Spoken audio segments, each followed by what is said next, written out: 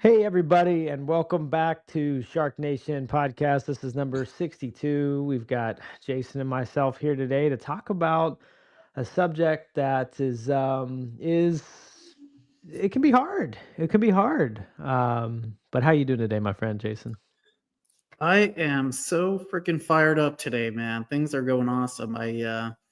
Day 4 of the boot camp. I still have my voice of 3 hours of training for the first 3 days, so I'm holding up. The tea is doing well for the vocals, so that's always good. Just got off my coaching call, which was fire. Super pumped up about that for some stuff I want to implement for the team, and yeah, man, just fucking kicking ass. Oop, beep, beep. We're good. This is allowed. um, it's real. So yeah, I mean, the boot camps are tiring, but they're fun too. There's such a week of all of it, right? It's just everything at a high level. It's fun. It's work. It's chaos. But yeah, when you're in the middle of one of them boot camps, it's a lot. I feel you, man. Yeah, So get some. we had a postpone the podcast because of it. Had a water main break at the office. Had to move everything virtual. So appreciate Still made it you. happen. Yeah, still getting after it. We're being committed. accountable to our And commitment. That's it. So there we go. Let's dive in. So accountability. There's a saying around the Cheplack community, and we've adopted it as well as accountability is the highest form of love someone can show you. And I love it because always through my life, people would say, why are you married, or or why did you choose your person? And I always said she makes me better. And then as this evolved, and I learned not learned more, but made accountability more of a focus, I realized like that's exactly what I mean by she makes me better. She keeps me accountable every day to what I say, what I want to do, and all and being who I am supposed to be, which is myself. But anyway, what is accountability? Being the highest form of love, what does that mean to you? Ooh, I think like you said, it's tough love, right? Doing what you don't want to do when you know you need to do it, right? So I had weekly accountability groups. I have my coaching calls and stuff like that. Um, Accountability, kind of just hold your feet to the flames to do what you know you should be doing when you know you have to do it at the deadline that you need to. So it eliminates procrastination, right? So there's a specific deadline. Um, I like to say it's got to be specific, measurable, and actionable, right? So if it's not any of that, then it's too vague to be held accountable to. So I'd say if we take a step back from that, right? Everybody has hopes, goals, dreams, or whatever. What's that mean? I did a post on this the other day, but vision without execution is hallucination, right? Mm, Right. So I mean, good one. if you're going deep on that, you're soaking that one up. I like it. I saw it, and it's re-resonating with me. Yeah. But really, that's accountability in a nutshell, right? So say if you have a particular goal, and we talked a lot about this on the podcast before, but say, you want to have so many deals per year or whatever, kind of breaking that down to a monthly goal to a weekly goal or whatever, and then having somebody keep you on track, hold you accountable to doing what you say you're going to do. That's why I like that going to the board exercise with that we do. Awesome exercise, and you can talk about that. You guys just did it. We're going to be doing ours again in February here coming up, but like you said, something that's specific. Is it measurable? Is it actionable? It's like, okay, well, I just want 5 deals a month. Well, how do you do that?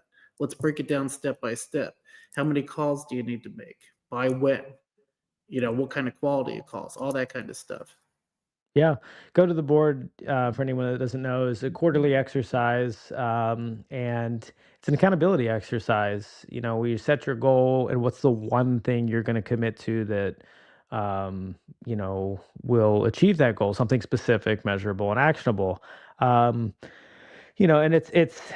it's It's public declaration. We do it in a group. So and there's something, and that's that's another thing that we'll hear a lot is public declaration equals manifestation. And there's something to be said for that. If you're watching this, um, I'll tell you, I've posted things out there publicly about, oh, I'm going to do this, or I can't wait to do this. Or and when you do that, it kind of it puts you out there. It's like, man, I say, like that commitment was out in public, and not saying we need to care about what everybody thinks, but when you make that like your word is your bond type deal, and you do not want to go back on that, I think there's an added layer of fire under your ass when that happens. I know for me personally, Uh, that's always been the case. So I love throwing public declarations out, but that's a little bit of what go to the board looks like. And it's a powerful exercise. It sounds so simple, but it's a powerful exercise. And so we ran our go to the board, but I'm going to go a little micro into it. So we did that, and then we got on our huddle this week and we took everyone's go to the board. I'm going to make 150 calls a week, or I'm going to set 10 appointments a month, or whatever their commitment was. And we said, all right, we're going to add two each week that are either they can be personal. For me this week, I'm going to work out 30-minute plus workout 5 times this week because I've been on a 3 a week pace. I want to get back to 5. Notice how I'm putting public declarations out here again, so I keep my fire under oh, my ass. But I like it. and then I said I want to write down 3 things I'm grateful for every single morning. It's something my coach Sanit had me do, and I would do about half the time. And I noticed how big of a deal that was for me throughout the day, having that like things I'm grateful for in the morning, and then they resurface later in the day. It's a simple Attitude act. of gratitude, man. That's awesome. Really good stuff. So those were my 2 things. So, to give, context into what we do here. So on Monday, so we all went around and, okay, we're gonna do the go to the board thing. How did that go last week? Did you keep the commitment? What got in the way? In the realm of all things possible, could you have kept it? We just discover. It's not accountability is not like you're bad. Accountability is to say, hey, you said you need to make 125 dials a week to hit this goal that you want to get the personal things you want in your life, okay? And you made a commitment. Did you keep it? What if you didn't, what got in the way, right? Could you have kept it if, in all the worlds of possibilities, could you have kept it? Okay, so what did you learn if you could have? And then, do you want to recommit? It's not your bad. It's, oh, you said you want to do this and you didn't. So let's bring that into the spotlight and focus on what got in the way and get it fixed. Like no judgment. Nobody's like, haha, you suck, you missed your thing. Like, it's just clarity. It's freaking Yeah. clarity. And so coming back, we look at these 3 micro commitments. There were not the one major and then the 2 micro commitments. We all went around the room and did that. And we leave the room with an accountability partner for the week that we're going to do daily check-ins.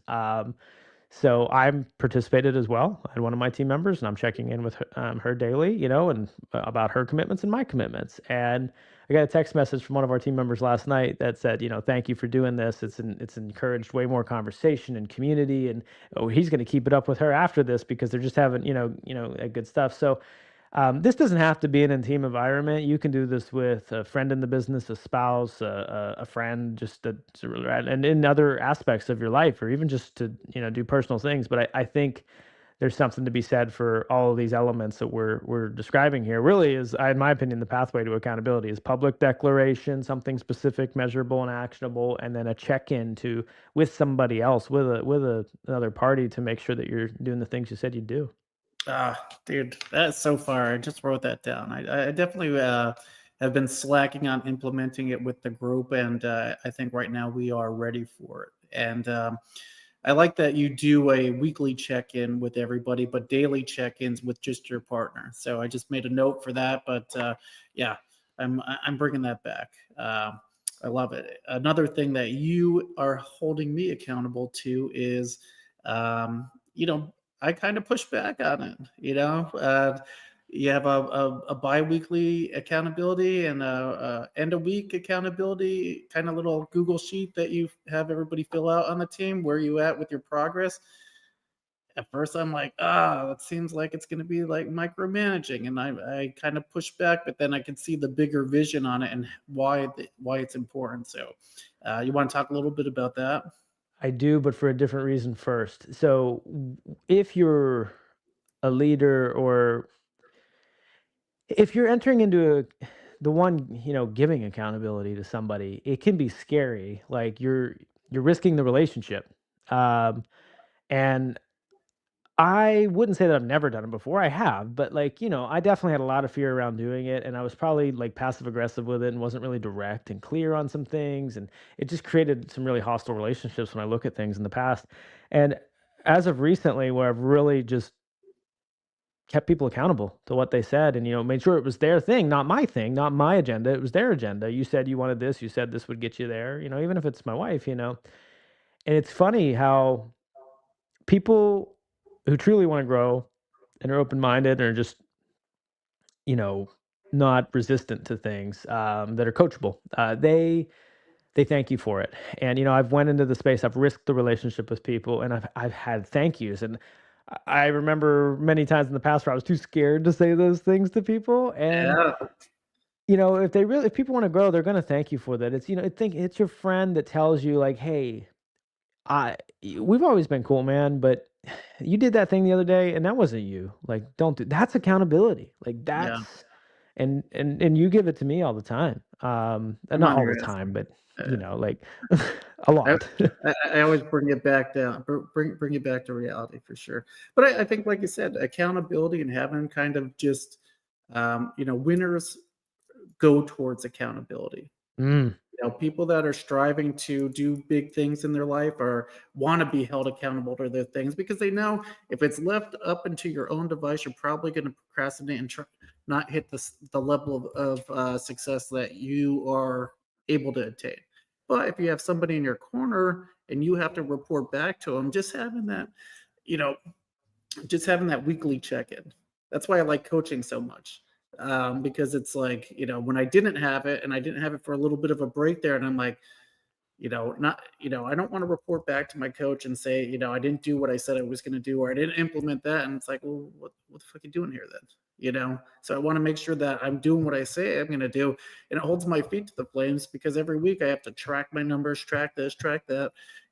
Hey, did you do what you said you were going to do? And if it's like no, then it's like, oh shit, I better get it done before I meet with them because I don't want to come back and, for one, disappoint them. It's like, that kind of level of accountability. But for two, it's like, it's not him, it's me. I'm the one that said I wanted all this stuff. He's just helping me, guide me to achieve that. yeah, 100%. And then I mean, when you keep it yourself, well, I can do that myself. I can write it down on a board. And I don't know about you or anybody watching, but I think we all have that little negotiation battle in our head, and we justify, well, it's We'll do it because of next this week. thing. Ah, arm Do- sore. Can't, Doesn't tend to work out too well, yeah, at least in my experience. I mean, yeah, I can win that argument. I'm very salesy to myself in my head. I'm very persuasive. yeah. Oh man, yeah, you are right. You did work hard today. You do But deserve a break. No, but here's the reality of accountability on the other side. So me and Ryan TC, we had a weekly accountability check-in every Monday. We'd always call each other, and we had a dollar amount tied to things. So he'd say, okay, personal, business, relational, whatever you have on your list for that week, did you do it? Right. So say if you picked 5 things, it'd be $500 for that week, right? $100 for each action item. So say if you want to do 3 things business relational, say I want to work out 3 times a week, I want to read 3 days a week, and I want to take my wife on a date. That could be like all in there. So how many ever things that you said you were going to do, divide that by 500. And if you didn't do whatever you said you were going to do, then you owe that other person that money, right? that's some real And fire. we were freaking on fire with it, and then we kind of laughed off on it. Not because it wasn't specific, measurable, and actionable. It was kind of doing the same thing over and over again. Like we always had the same kind of list going. Like, okay, I'm going to do this. I want to work out. Once we stopped it, it was like a train wreck. And now we still are working on trying to get it back going for weekly accountability, but we're still in the messy middle for it. But it's like once we didn't have it, it's like, dude, I'm not doing the stuff that like reading 3 times a week. Like when I said I was going to do it, I didn't. Now I'm not finding the time. So Yeah. having somebody else that you have to hold your feet to the flames for doing what you said and bettering yourself. Like I know reading, I got this freaking book, is going to make me a better person. Plus, it gives me good quotes too. Yeah, no, so well, and then this gives me a good pullback to where you talked about the check-in form. So there's well, what you're saying, in coaching is having that weekly check-in. Those the act of you reporting in your numbers or your thing, there's something, it's just like I mean, I don't know Yeah, the science behind it, but when you write stuff down, you absorb it better. yeah, It's when you report it, you own it. And, so we implemented recently a midweek and end of week check in. They just, agents on our team report their calls, text, email numbers. And then we have a few extra questions so that I, as a leader, can make sure that the trainings are relevant. What challenges are they, and coming across? What went well? What support do they need from their peers at the moment? Just a couple base, like literally, I think that's the three on the midweek check-in, and there's three different ones on the end of week. So report your numbers, three questions, nothing crazy. Um, but there's something when you talk about accountability. There's something all of those numbers, call, text, and emails are displayed in our CRM. They can go to a leaderboard. We post about it. If anybody follows me, you see I have top agents and follow up boss. We have points for those activities. It's tracked. They don't have to report it, but I think there's value in having people manually report what they did and having to type in, I made 10 calls so far this week, or which is pretty low, mm, but you get the idea. So yeah, that it and it's, I mean, it's new. We just started it, but I don't know. I think that's helpful for them. I've seen an uptick so far. It's still really, really fresh, but so far I will say the questions on what's the challenges have just given me clarity as a leader. So I am listening to the challenges and frustrations they're having so I can bring relevant support and training to those challenges. So that's and yeah. know what's working, too. Yeah, no, I love it. And maybe I didn't want to be held accountable. That's why I pushed back so much on it. But I'm like, but like I said, I saw it and I see the vision. And then, like I said, I think what I'm going to do is go to the board and then every team Tuesday have our kind of check-ins, you know, with everybody as a group, and then a daily partner to go with, and go from there. Plus adding in the biweekly and then the end of week check-ins as well. But like you said, there's something that's humbling about when you have to fill out that spreadsheet. If you didn't do what and it's not even didn't do what you said you were going to do. It's that have I been avoiding all the work all week, and it's kind of like a smack. It's a reality smack, right? And it's like but I think people will appreciate that. At first, it might be a little bit like, oh, this sucks. Then when they see the big grand vision, it's not to you know humiliate them or anything like that. It's to help them No. grow and hit their goals that they said they wanted to hit. I don't even share the results of it, actually. I just keep it internal for us, and, um, I mean, so No, we yeah, I don't mean share an individual yeah, like, right. for their accountability group. I mean more for the going to the board stuff. Did you do your one Ah, thing? yeah. Yeah, no, yeah, okay, yeah, the check-ins we don't, and then yeah, we're on the same page. And then well, the other important thing that we do, I mean, I think you had first turned me on to the top 5, like who are your top 5 most likely to transact right now.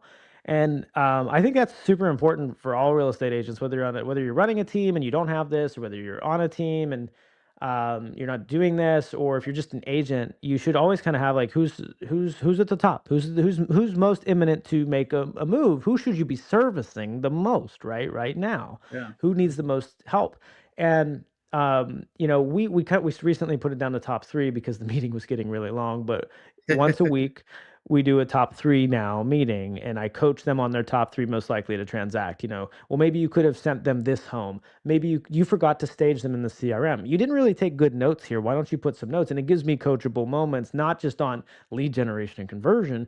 I mean, it's kind of conversion, but on um, client servicing and doing the real estate agent job. So that call has been fantastic. But why I bring this up is because we also have that we put their top 3 on the check-in form, and it's so nice because I come into this call now Thursday morning. We did one this morning, and I have their top three right there. Normally, I'm like, wait, who's the person? And I'm like scrambling, finding them, trying to look at them in the CRM, and so yeah, that um, top three, top five, and if you're an agent, implement that right now. If you have maybe you're ahead of most and you have some type of like hot, warm, cold classification in your CRM, like client active nurture or something like that. Cool.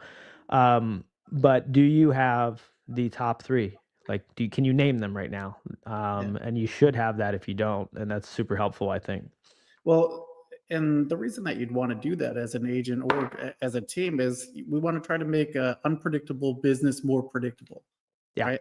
So if you don't know where your next couple deals are going to come from, how are you supposed to be able to track where you're going to be and what goals you want to hit? So by getting clear with your, with your clientele and saying, okay, I know, within the next 30 days, these three people or these five people are going to be the next ones to transact. All right. So, okay, well, after them, then who's next? And then who's next? And then who's next? Because it's a pipeline. And we always have to be bringing people in because it's a sales job. So, what's next on the docket? that's it. And it's that simple. Like, and I think a lot about how this makes me this conversation, the fact that we'll spend, a while talking about accountability, the fact that we have all this stuff about, just what's the commitment and staying accountable. And we're coming onto these meetings and talking about the same stuff we've been talking about over and over again. And that structure is different than I ran it in the past. In the past, I was Mhm. always trying to bring something new to the meeting. And I always feel like I had to find a new way and new this and new that. And when I look at the differences between the team, like this time around, we're actually supporting the human being, whereas before we were trying to, It was all well, I mean, transactional. It was all transactional. and entertain people, like, I feel like was what it was like, I mean, you would yeah, it was like, "I gotta keep them entertained so that we can justify the structure." Like, that's a bunch of BS, like, let's get them to move the needle, and we have to go to the spaces they don't wanna go to get them to move the needle sometimes, and now you have to do that in a healthy way, you don't I mean, yeah, and that's but, seeing it all come together now, especially we talk about, like, this go to the board, the weekly check-ins, the daily check-in partner, the self-directed stuff, the top 3 meetings, you put all this together and, like, I'm just fired up because we got a really, really good foundation for 2025 to help people to achieve what they said they wanna do and just highlight the areas where they need to work on and highlight the areas where they're actually doing well. Yeah, it's funny. I just got off my call with Matt, and I'm like, dude, I'm pumped, man. I see the fucking path is clear. He's like, yeah, you got a lot of good traction going, blah, blah, blah. You're about 90%, but that next 10%, buckle up, Buttercup. It's going to be that's the people part, and that's going to be the part that, really is going to help you move the needle. So I'm super pumped to get into it. It's going to help me grow as a person and a leader. Um, and, just build the team out and help them hit their individual goals too. Absolutely. Yeah, absolutely, and, I also yeah, I was thinking you were talking about us keeping each other accountable and things, and, you know, Oh man, I'll what's that? I'm waiting for you to call me out on something.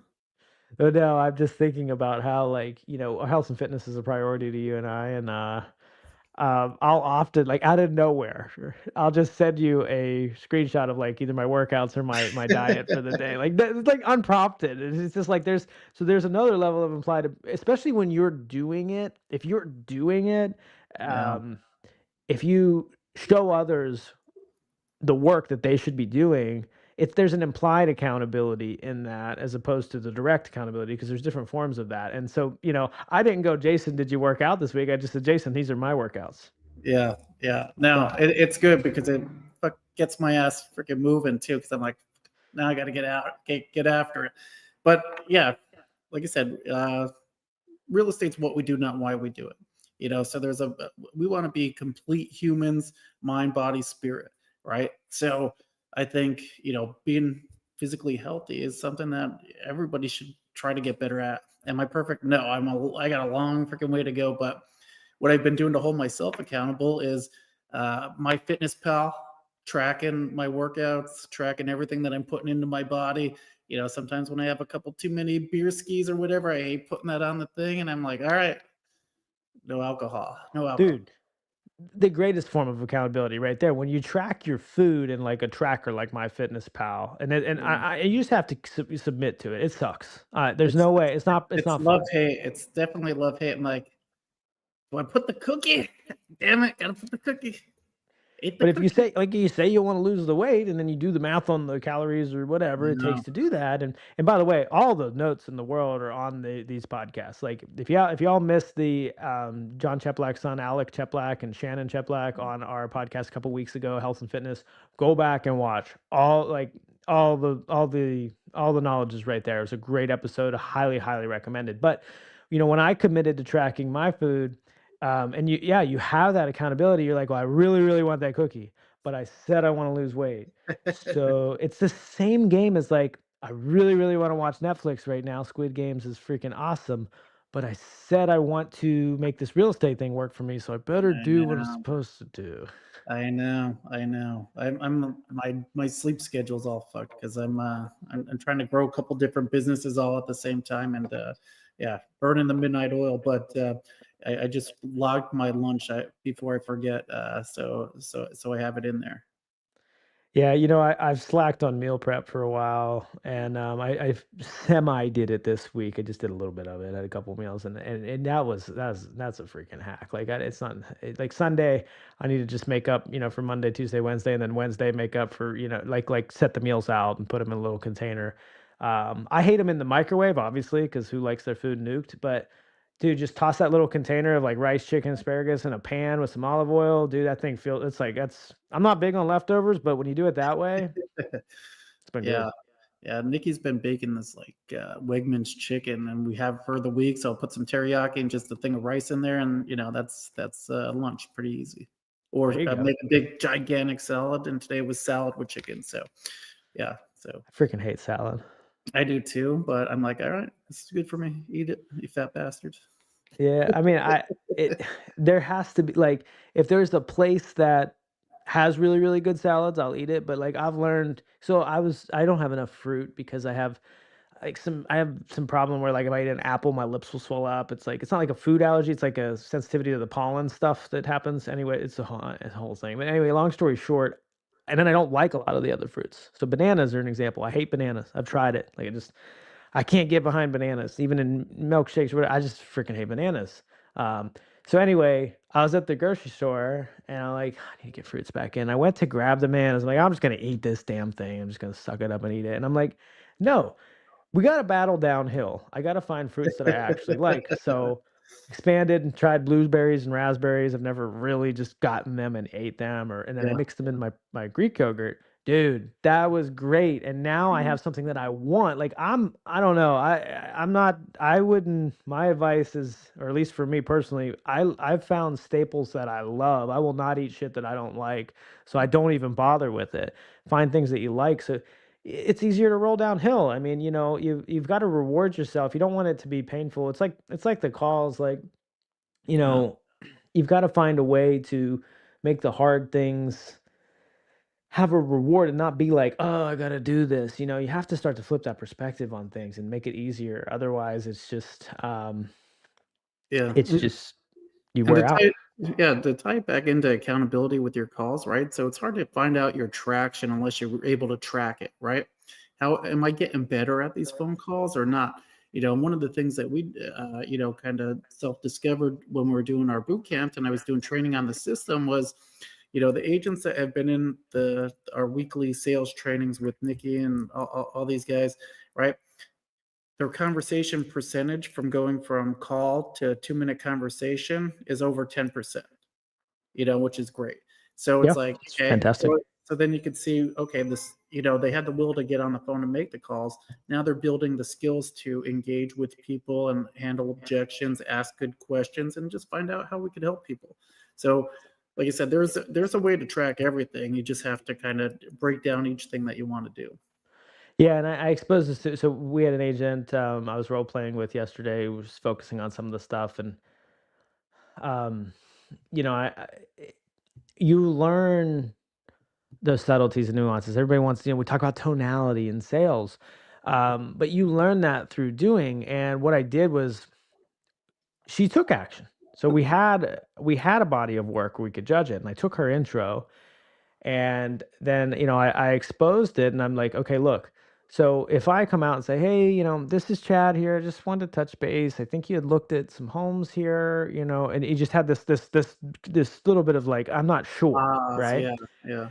As Not opposed firm, to not yeah, I gave her an example of what it could look like with positive tonality and confidence. Say, hey, it's Chad. I'm just checking. I know you looked at 123 Main Street. Wanted to see if you wanted to take a look at that one or if you had any questions.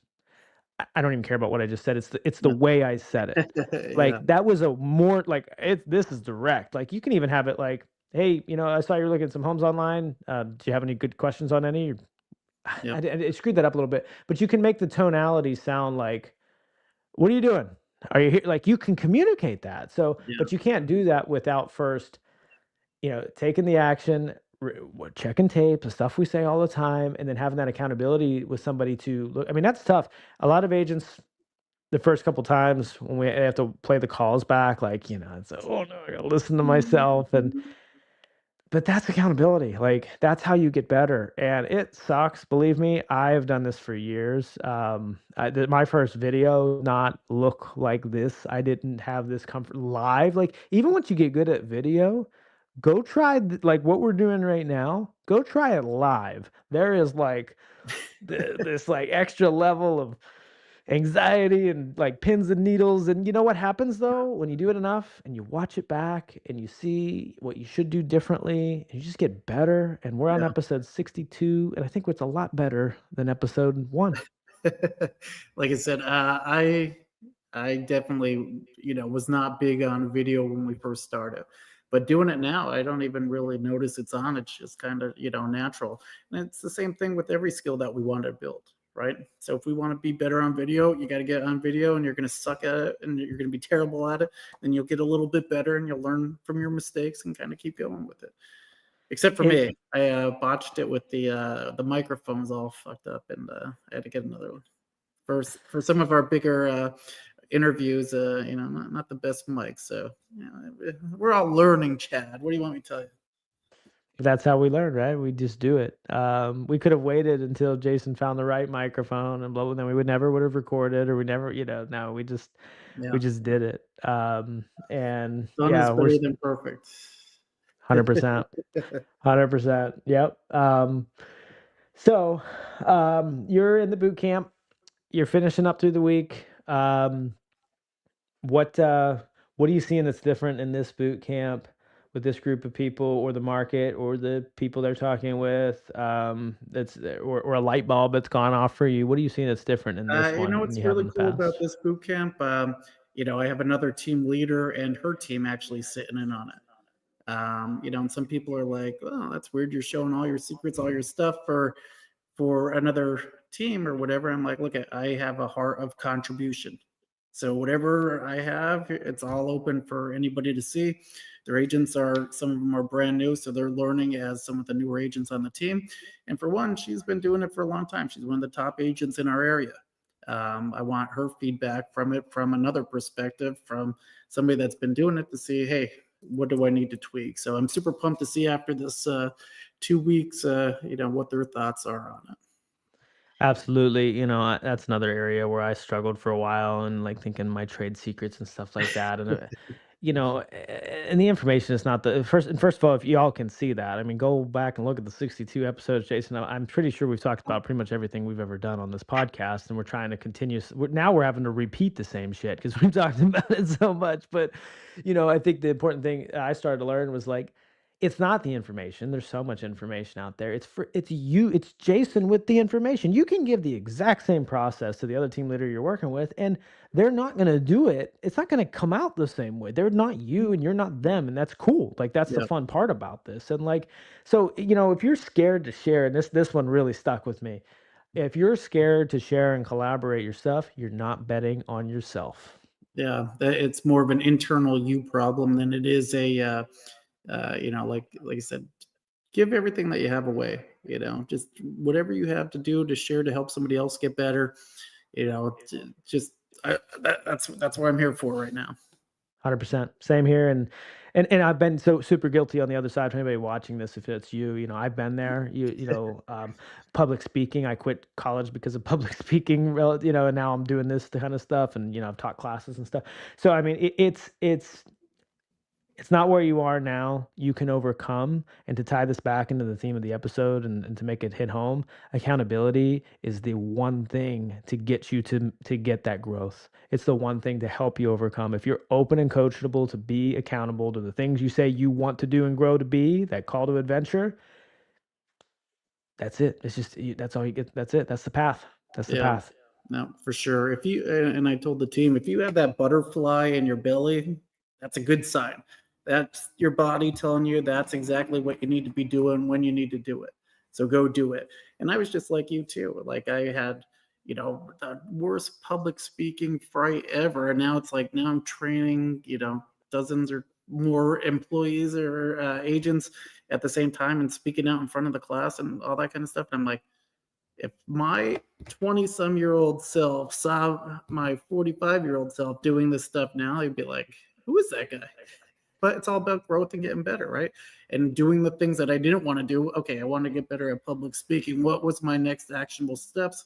I had to get in front of people and I had to just do it and then do it and do it and do it and struggle with it and be scared, overcome that and keep doing it. That's the path, and I mean, for anybody watching, I hope you take something from that, or go back and look at my old stuff. I mean, it's all that's the beauty and the curse of the internet is, it's all out there. I mean, I can take it down, but I don't want to take it down. I want y'all to see, go back on any YouTube or Facebook profiles I Nobody's got, perfect. Yeah. and yeah, look back. I mean, it was, God, I mean, even 5 years ago, I was like, Yeah. what is some of that stuff, but that's what's cool is you can see the journey, with that stuff online, and that's why we're doing this, is so that we're documenting the journey. We haven't arrived, we'll never arrive, but we're on the come up with our teams, and we want to make sure that we're sharing, the journey so someone else can take Mhm. the notes and not make Yeah. the same mistakes we did. Yeah, you're not good at something now, it's just because you haven't been bad at it long enough, like you said, video, public speaking, YouTube, all that kind of stuff. Like, look at the Paul brothers or that Mr. Beast. If you looked at their very first videos, it's not gonna be as polished and everything as it is today, so, uh, but every week, every couple weeks or whatever it is, they're getting after it and keep doing it and getting better and better and better, and now let's see what happens. 100%, yeah, yeah. The last thing I'll give on that as we part here is, think about your favorite band, popular band maybe that's been playing a song for 20 years or something like that, right? The hit song that they still have to play in their lineup. And first of all, do they play that same boring song that they've been playing? Because it's boring to them. They've played it how many times per year for 20 years, 30 years, 40 years, some of these bands or more, right? But do they play it with the same love and passion that they played, maybe even more, right? Like, it's because some people, it's their first time seeing it. That's how you master the basics, but fall in love with the process. And that's how you tighten up the process. And, all of a sudden, that song is that much better performed because you've done it, 500 and something times, right? So think about it in the realm of music, because I think it's something we can all resonate with. Yeah, fall in love with the process, not the outcome. The outcome will come if you stick to the basics and you stick to the process. 100%. All right, All boot right. camp Well, time, day go 4. get it, man. Thanks for tuning in. Everybody hit up sharknationlive.com. Check out our stuff. We'll see you next week.